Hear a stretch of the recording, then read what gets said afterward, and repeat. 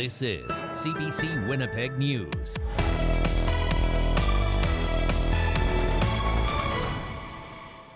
Good evening. Thanks for joining us. Manitoba's healthcare system has never had a clear picture of how many people are waiting for surgeries until now. Today, Shared Health unveiled a new approach. Now the goal is to ensure patients who've waited the longest aren't forgotten. To explain this new online tracking system, we're joined by the CBC's Ian Fraze live in the newsroom tonight. And Ian, why wasn't Manitoba prioritizing patients who would have waited the longest? Well, Brittany, there was no centralized tracking. Every surgeon kept their own wait lists. But let's say a surgery gets canceled. That surgeon sometimes replaced them with a patient they knew would be ready. Maybe the guy who left a voicemail rather than the longest wait. Provincial Surgical League Dr. Ed Bouchel says that's now changing. Every surgeon must put their wait lists into the tracking system. Otherwise, they cannot book the operating room. That is important so that we don't forget anybody who might be 6 months out or a year out or called and said, hey, you know, I'm not available for a while, and we sort of put them on a different pile in our stack of papers and they fall off the table or they get hidden. And then we forget about them for literally a year. So Ian, how is the province changing who gets prioritized for surgery? So now that the province has a clear picture of everyone that's waiting and what they're waiting for, more surgeries being performed are now for those waiting longer than the recommended time. That's good news for those patients. Of course, they won't get prioritized at the expense of the most urgent surgeries.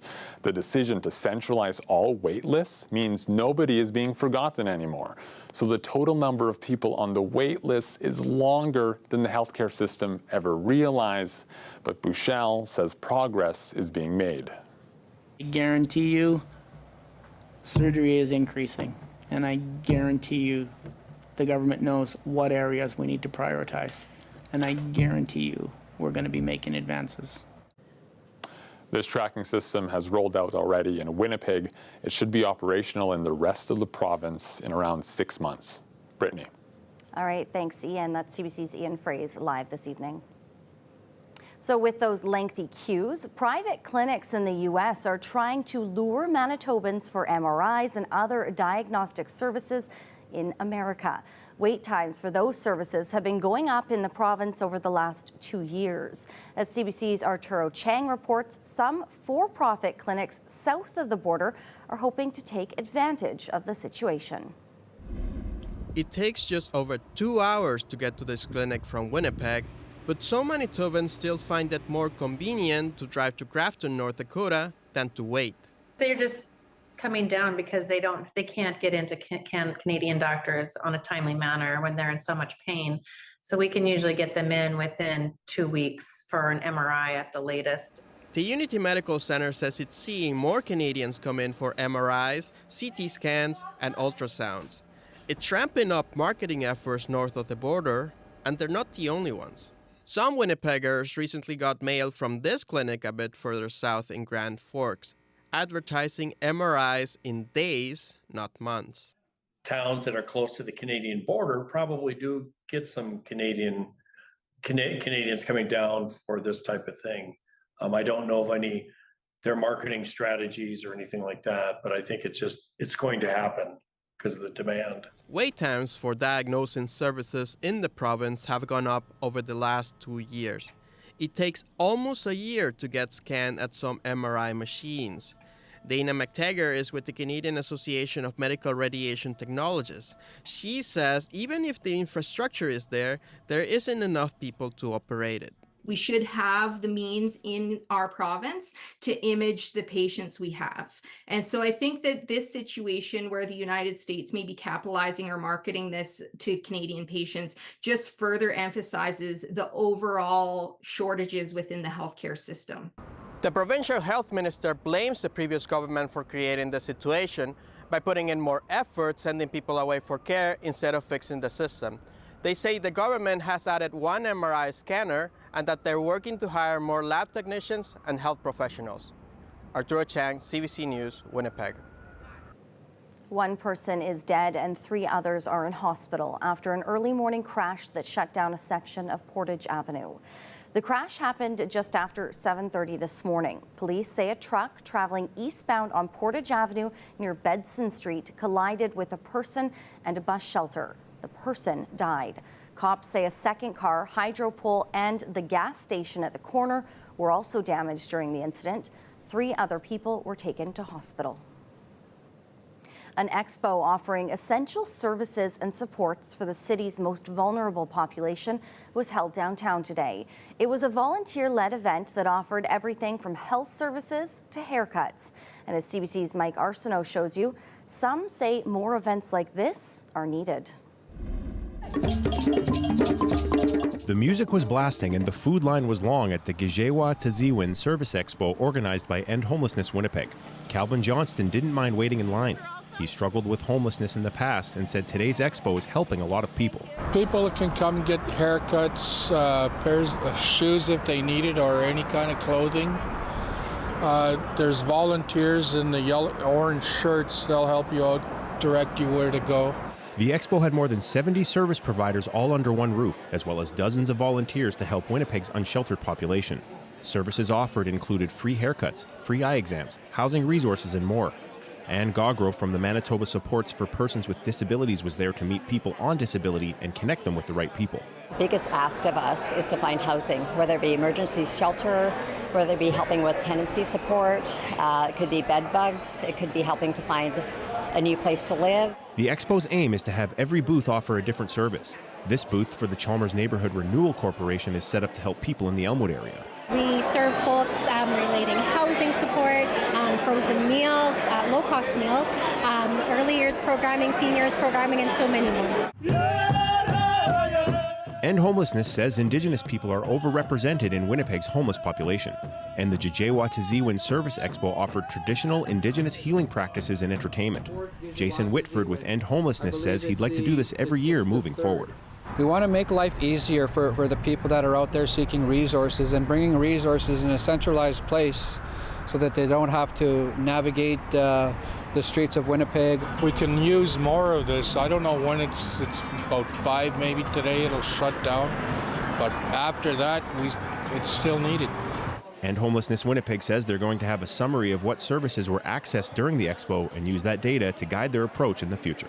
Mike Arsenault, CBC News, Winnipeg.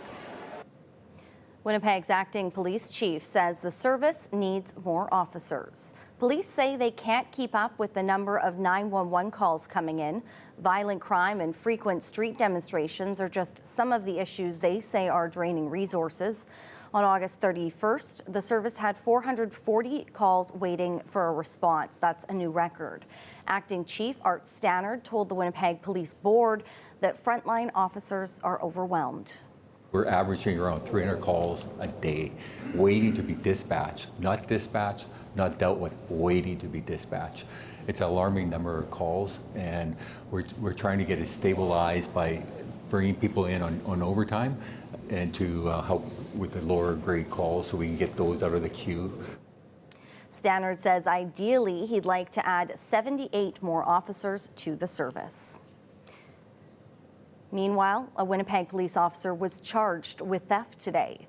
Earlier this year, police investigated a robbery in which several electronic devices were stolen from a 37-year-old woman.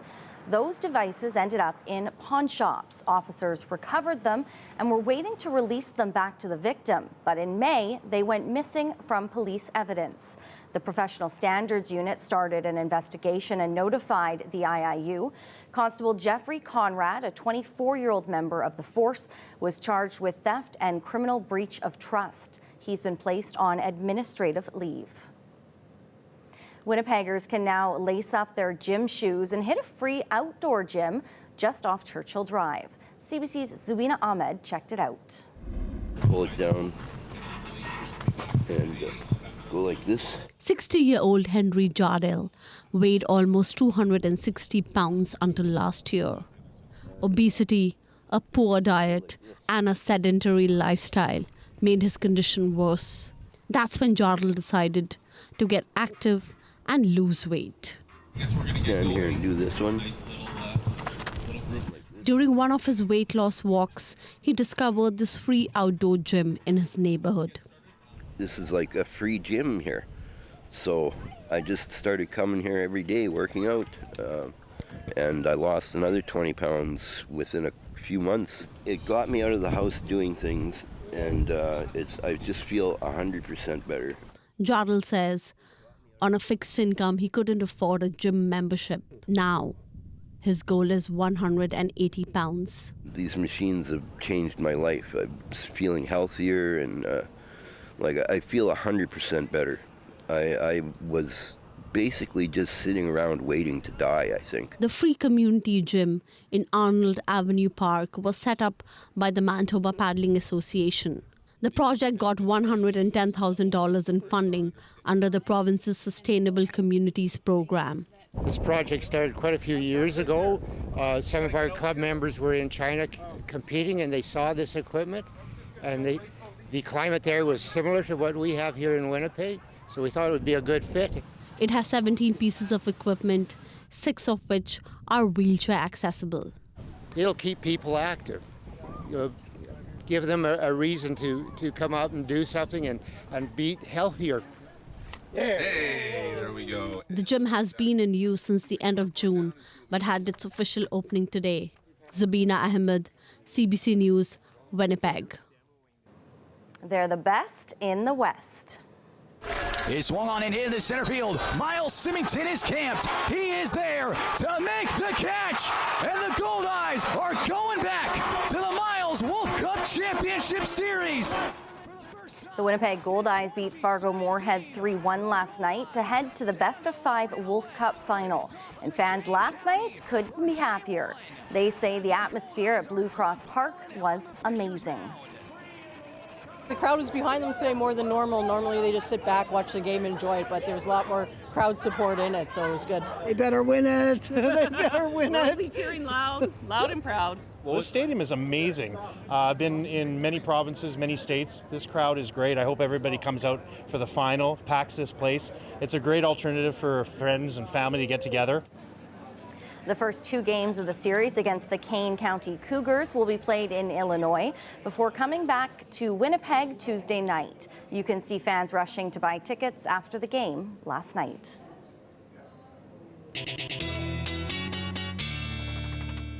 Riley Laychuk's in now. And Riley, people super excited to be taking in those Gold Eyes games. Yeah, in the long range. We'll talk about this. Tonight, not a great night, so good thing there's none happening tonight. Yeah, exactly. A bit of a wet night tonight, and looking into the long range for that game in Winnipeg Tuesday night, you might be encountering some wet weather. We'll talk about that later. I want to talk about the rain now, though. We have seen some pretty wet weather making its way across southern Manitoba, as expected through the afternoon hours here. You can see making its way to the north and the northeast.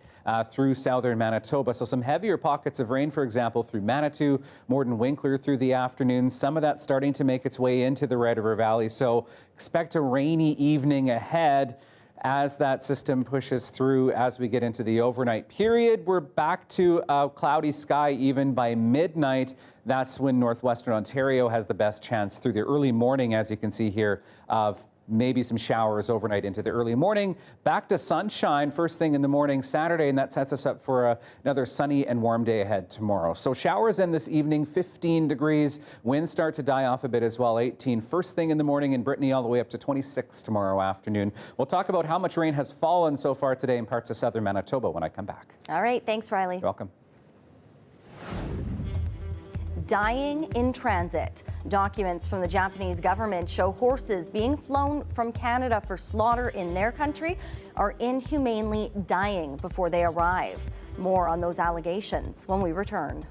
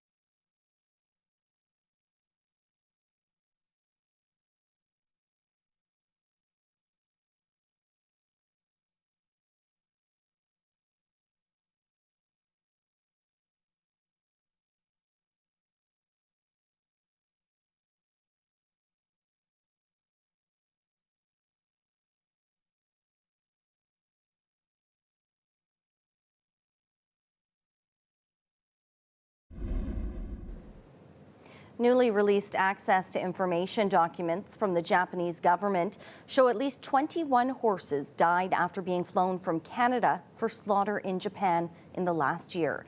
That contradicts information from the Canadian Food Inspection Agency, and it suggests serious incidents are not being reported to the regulator. Karen Pauls has been following this story and has this report. Every month, horses are brought to airports in Winnipeg and Edmonton, put in wooden shipping crates, and loaded onto cargo planes on their way to Japan. Once they arrive, they are fattened up, slaughtered, and served raw as sashimi.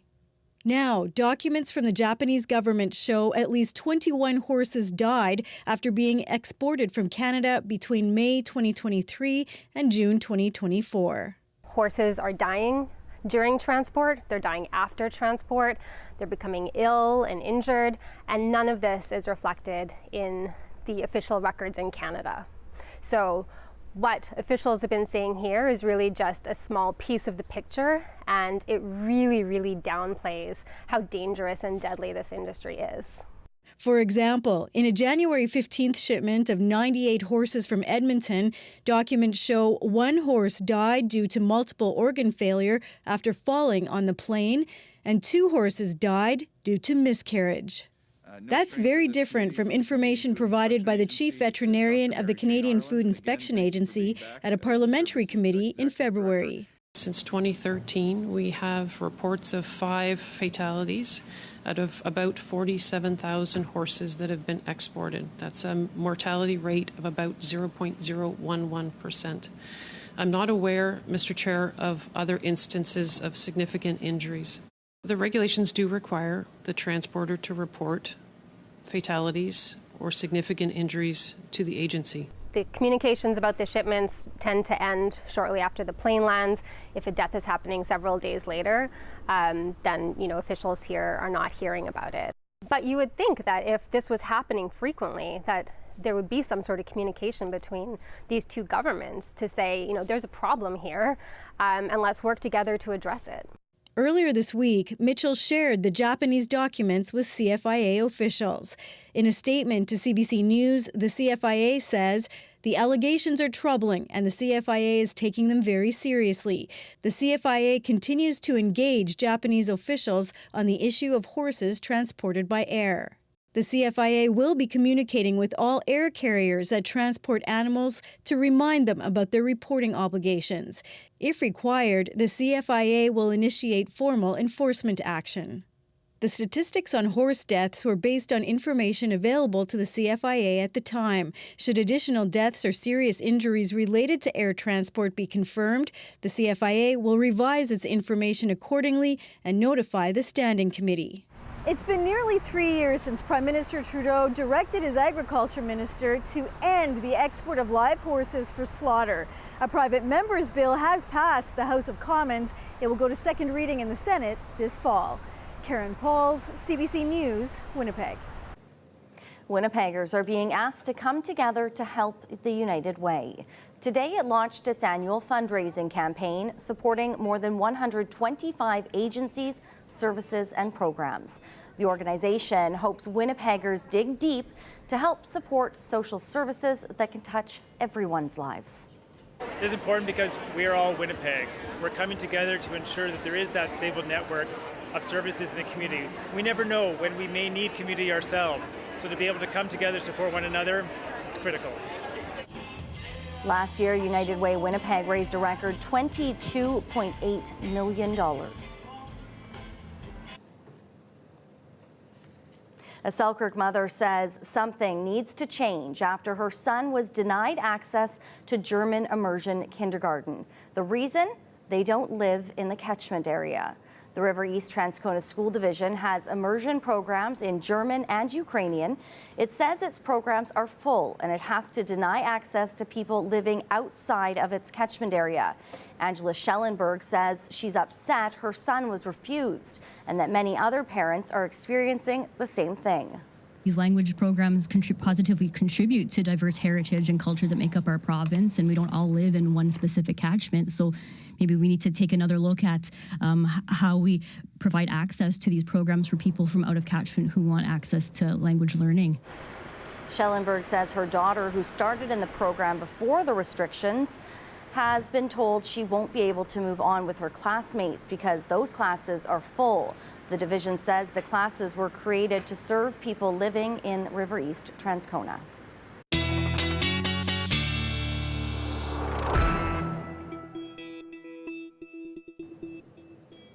And Riley's back now. Riley, I got stuck in that rain a little bit this afternoon, unfortunately, probably like many Winnipeggers who maybe, I knew it was coming. You told me. It still caught me off guard. Yeah, some scattered showers throughout the afternoon. I know it's been kind of coming and going throughout the afternoon. A little bit more of a steady rain to the south and to the west of the city. I'm going to show you some numbers here. From the afternoon hours, from some of this rainfall, this takes us from midnight right up to this hour to 6 o'clock in the evening here on Friday from Manitoba Agriculture's network of weather stations. So southwest of the city, Manitou, Carmen, 16, 17 millimeters of rain. Most of the region in south central Manitoba and through the Red River Valley getting right in that 5 to 10 millimeters. But yeah, some higher amounts there as expected. St. Claude 14 millimeters, a pair of 8s and 9s in Ericsdale and Winkler. So general 5 to 10 millimeters is what I'm saying for Winnipeg as we get through the evening hours here and through the Interlake as well. Most of this is pushing its way up into the Interlake and into Eastman as we get through into the evening. But yes, you can still see we do have some of these higher and heavier pockets of rain still falling in parts of south central Manitoba. So that continues to make its way to the north and east as we get through the evening tonight. Expect by the time we get to the overnight period that we'll be out of the rain here in Winnipeg, but the Red River Valley, or the northwestern part of Ontario, I should say, does get a little bit of rain into the overnight period. As we get into the morning hours, though, very quickly we clear out. So by 8 o'clock in the morning, we're already back to a mainly sunny sky in Winnipeg and really across much of southern Manitoba. The north still has a little bit of clearing to do tomorrow, so northern Manitoba more like cloudy with sunny breaks as we head through the day on Saturday. But as you can see, we do clear out quite considerably even in northern Manitoba as we get into Sunday. So Sunday, mainly sunny day. Some of this, maybe a chance of a little scattered shower. I think what you were seeing on Futurecast here may be a little bit ominous for Sunday. I think it's more like a chance of scattered showers through sort of the central part of Manitoba. That trend continues as we get into Monday. A little bit more cloud starts to build in, and we might see some showers as we get into next week, which we'll talk about in a bit. In terms of rain to come, yeah, another 3 to 6 millimeters or so through the Red River Valley into southeastern Manitoba. Temperatures really on the cool side today. 20 in Winnipeg right now, 21 in Brandon, low 20s really across the province. And Brittany, we're back into warm temperatures through the weekend, 26 for Saturday. There's that chance of showers I mentioned as we head Monday into Tuesday, and temperatures staying well above seasonal. All right, you will keep an eye on that for us. Thanks, Riley. You're welcome. Time is running out. Air Canada says some flights will start to be affected before a potential shutdown due to a labor dispute with its pilots. More on how travelers will be impacted coming up. Stay with us.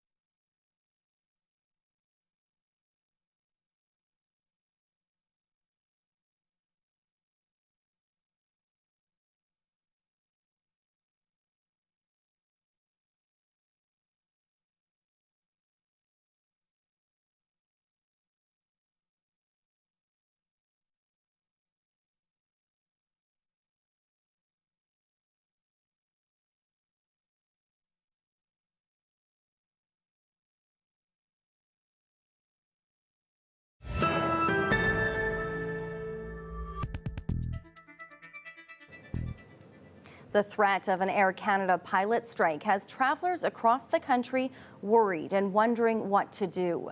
The airline says it would affect about 100,000 passengers a day, and it says it will be notifying customers if any flights are canceled today. Now, the airline and pilots could issue a 72-hour notice of a strike or lockout Sunday. CBC's Nisha Patel has the latest.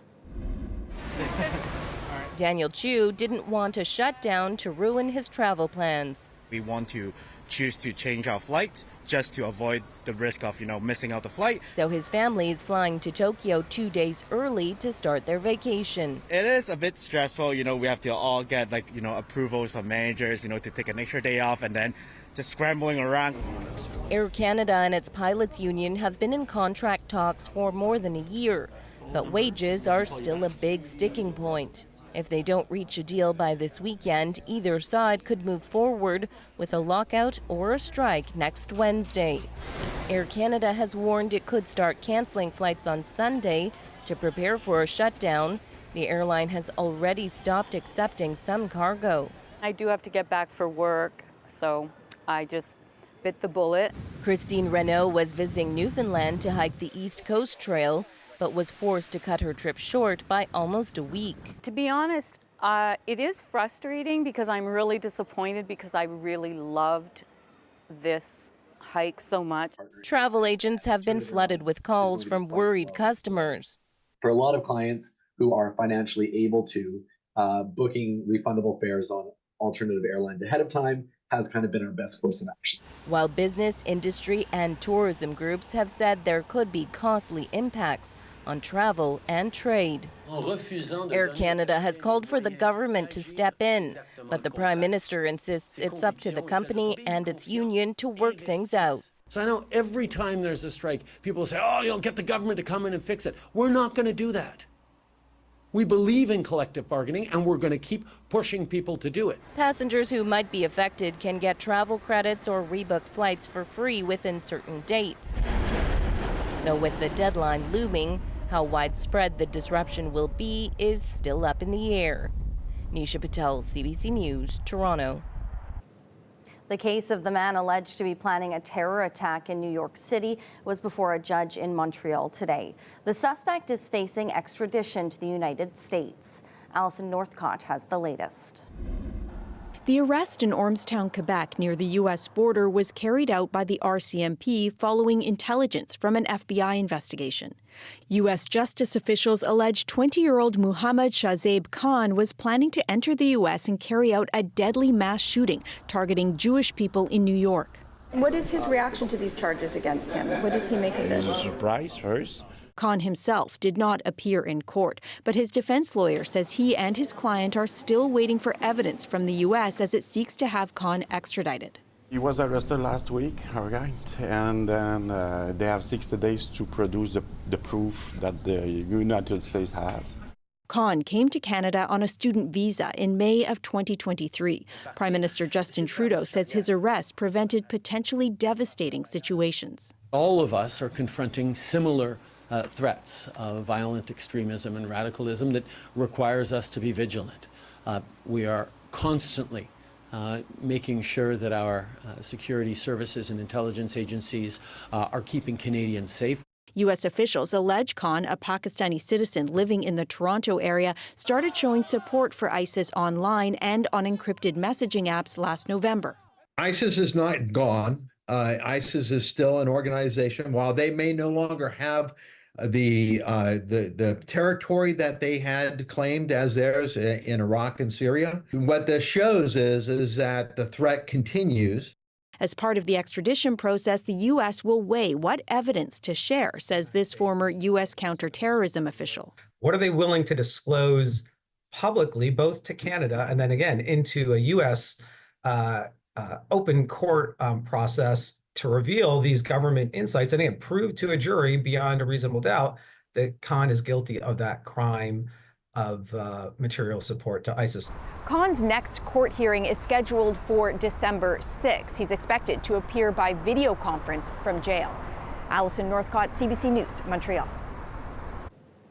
Ottawa public health officials have confirmed the country's first death from a rare mosquito-borne illness. The man died last month of brain inflammation. CBC's Jennifer Yoon has a closer look at the virus and why cases may be underreported.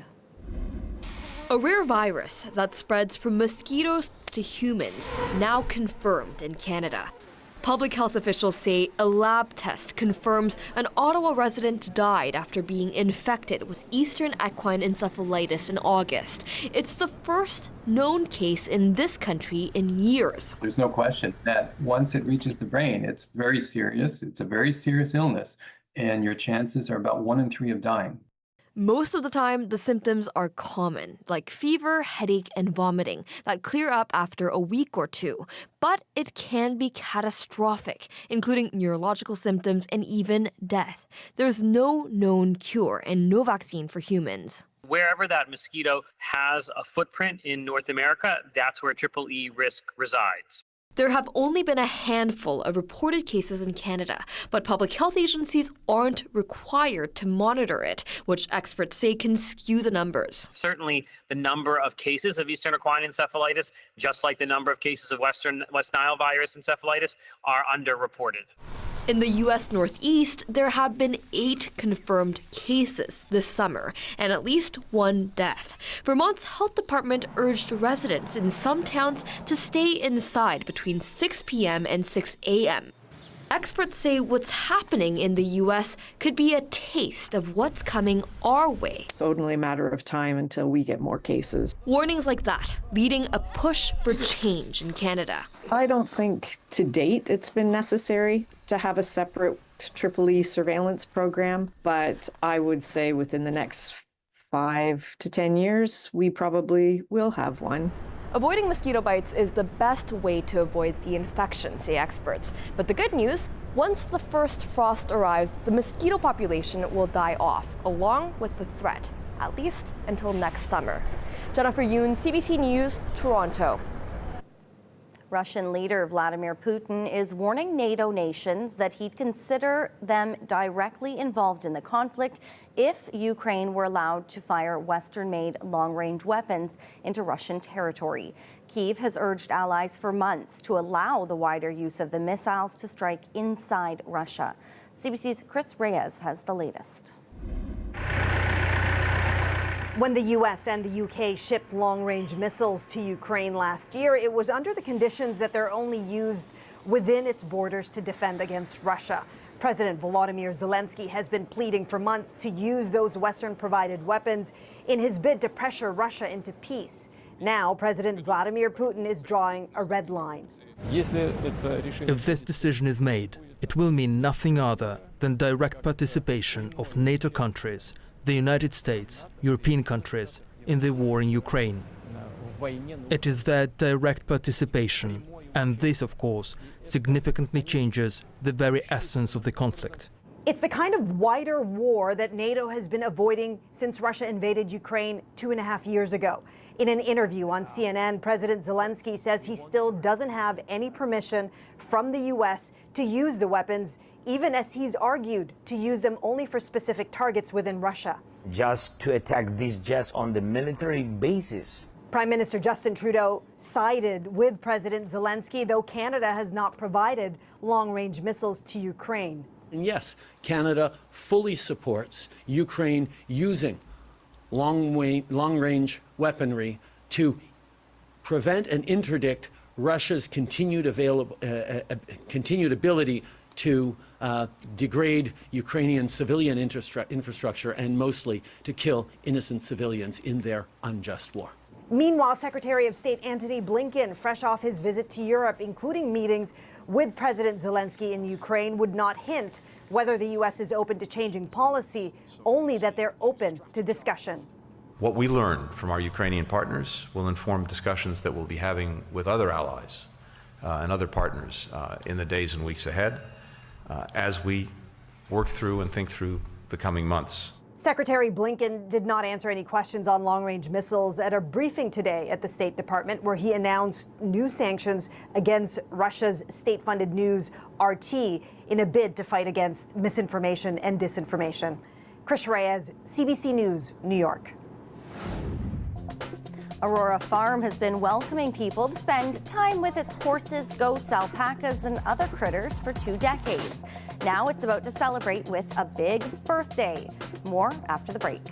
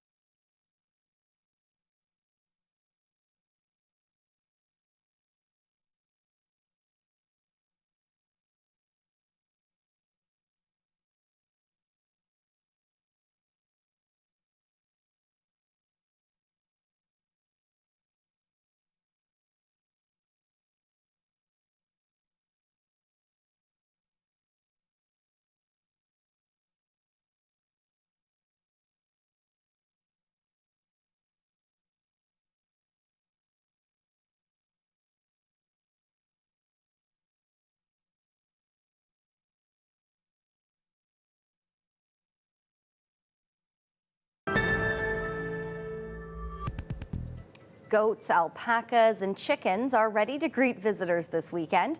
Aurora Farm will be celebrating its 20th anniversary with a big party. There'll be a scavenger hunt, a maker's market, and of course, some quality time with the residents. CBC's Shannalee Vidal got a tour from the owner.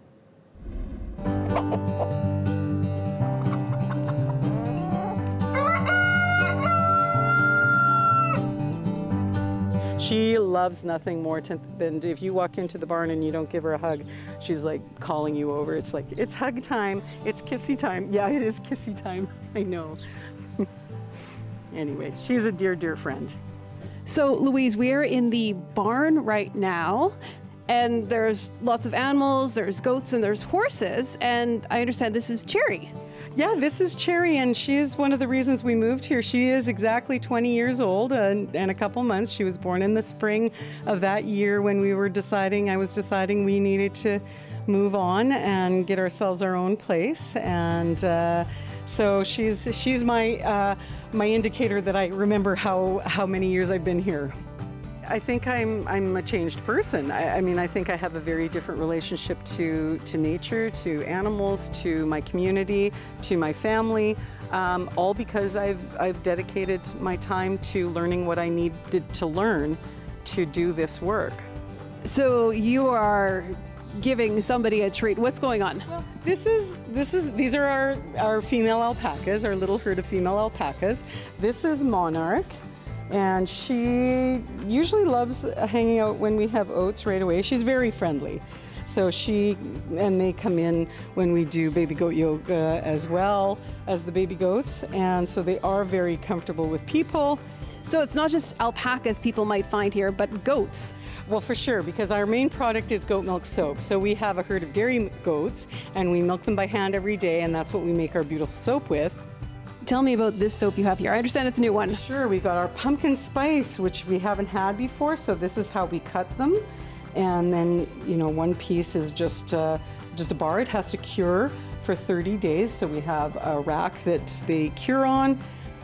So we're in the alpaca corner of the gift shop, and you're holding something that you've made yourself. Absolutely, down to breeding and raising the animal that gave me this fleece, sending it away to a mill in Canada to be processed into yarns and rovings, and then knitted by myself, which is, really why I got into alpacas in the first place, was just to be able to make my own yarn.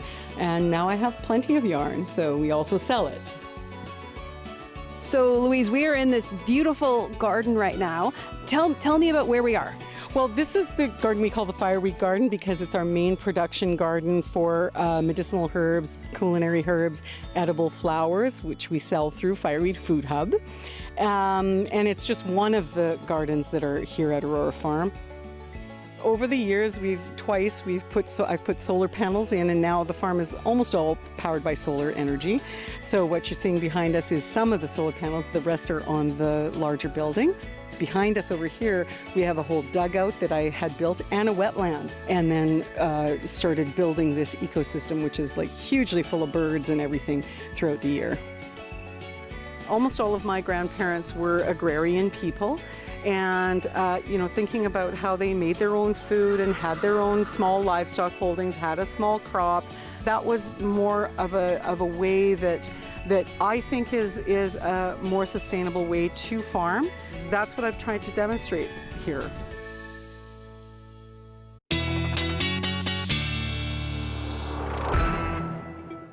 I think our little alpaca friends are a little wet right now. Maybe. Maybe. Riley, back in now, and we can see that it's rainy outside. It's been sprinkling on and off all day. Yeah. But what's it going to be like tomorrow morning? I need to know what I'm going to be wearing for my dog walk. Well, tomorrow, even by the early morning hours, Brittany, we'll be back into the sunshine here in the Red River Valley. Good. So Good a news. sunnier start, not as windy tomorrow either. So we're looking at conditions a lot more pleasant, but a lot more hot as well. So let's have a look at that dog walking forecast. For your Saturday, this is Hildy. Thanks, Cheryl, for sending this picture in. Talkback@cbc.ca is where you can send your puppies, your dogs, your cats, your bunnies, I don't know, whatever pet that you might have. I'll show them on air. Southwest winds 15 gusting to 30 first thing in the morning. 18, we're already into the mainly clear skies by early morning tomorrow. Up to 26 in the afternoon. Winds really dying off by the evening as well, down to 22 by 8 o'clock with southwest winds at 10. Not as warm as recent days here in Manitoba, but I want to show you some of the temperatures from the U.S. Midwest, because some of these, boy oh boy, Fargo 31 degrees, don't have to go too far to find some heat today. 31 in Omaha as well. High 20s across much of the region. 27 in Detroit, 26 in Toronto. Compare that to some of our temperatures here, where we did have cloudier skies and some of that rain. We barely struggled to get over 21, which actually is pretty seasonal for this time of the year for Portage la Prairie. 23 in Brandon today. 24s, 26s across northern Manitoba, where we have seen a bit more sunshine today.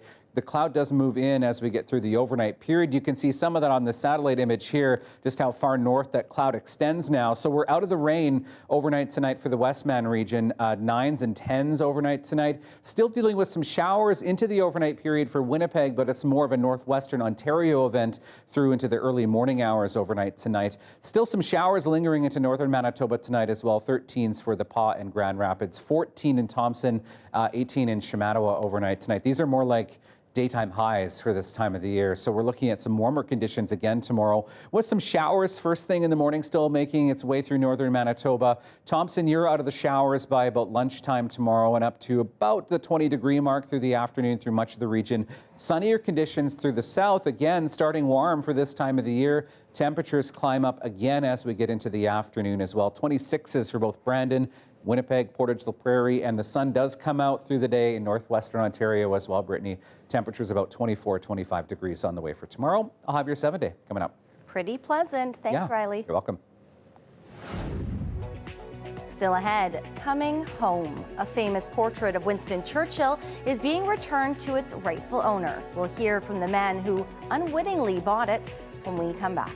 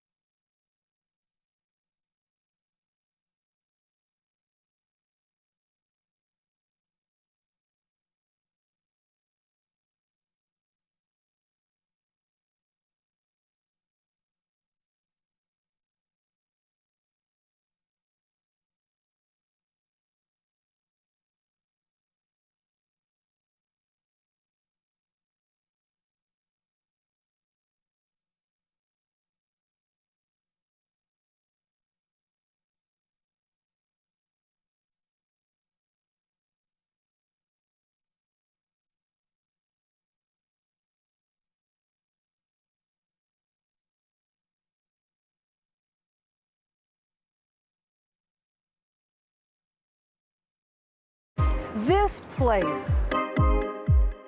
Every corner of Manitoba has its own story. Every community has a tale to tell. And CBC is here to share them. Everywhere you are.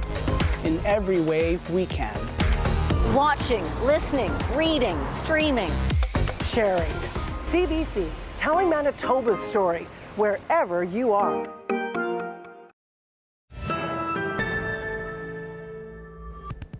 A famous portrait of Winston Churchill, known as the Roaring Lion, is coming back to its rightful home. It was swiped from an Ottawa hotel and replaced with a fake a few years ago, before the world even knew it was missing. CBC's David Fraser spoke with the man who unwittingly bought it. As the world searched for the Roaring Lion stolen from its Canadian home, Nicola Casalini learned it was actually in his living room.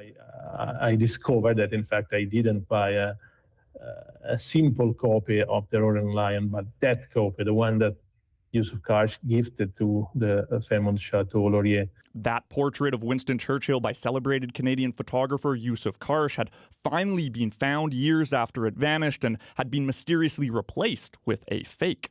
I realized that a piece of, not only a piece of art, but a piece of history was hanging in my living room. A lawyer living in Italy, Casalini bought the portrait through an online auction house. Thinking it was a copy, he paid around $10,000 Canadian for it, including a commission in May 2022. But after a few months, he was contacted by the auction house and told to hold on to the artwork because of an ongoing investigation. Of course, it was the first time that I was involved in an international case like that. According to court documents, police have charged 43-year-old Jeffrey Wood for allegedly making a fraudulent copy of the portrait to replace the original. He's expected in an Ottawa courtroom later this month. Well, it's very unusual that something that's been stolen shows up this quickly. 2 years is not a long time in the stolen art business. Casalini is happy to return the artwork to its proper owners, and he will be officially handing it over to Canadian authorities in Rome next week. A piece of that portrait is still mine, at least in my heart, in my memories. He's also hoping to make a trip here to the Chateau Laurier in Ottawa to see it in its rightful home. David Fraser, CBC News, Ottawa.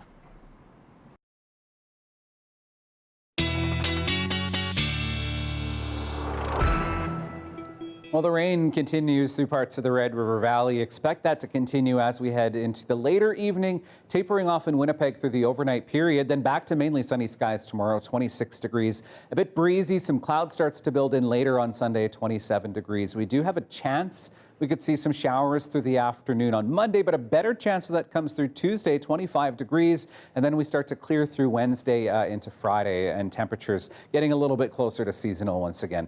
A couple photos from downtown Charleswood. Thank you, Jack, for sending this one in, and another one from Jack as well, a gorgeous sunset that was taken earlier in the week. You can send your pics to talkback@cbc.ca.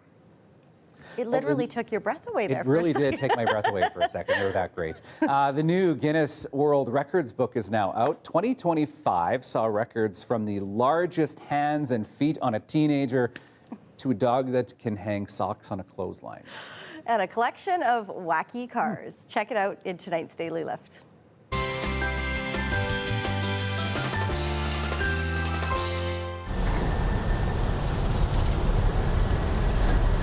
So all my cars have suspension, all my cars have different type of wheel placement, bodies. Every subject is a challenging job for me. I enjoy doing it. I still love to see if I'm working on anything, to see the finish.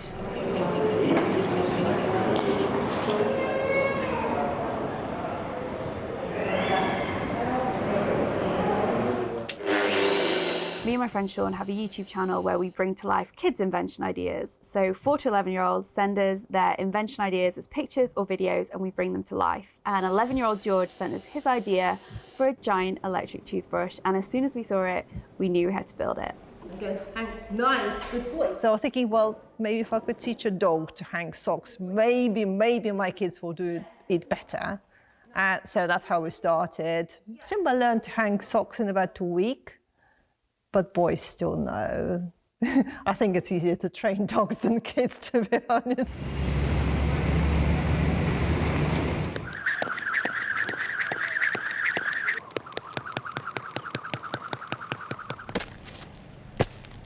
My mom is 6'3", my dad's about 6'5". My brother is about 6'3", and I'm about 6'11". So I'd say I stand out.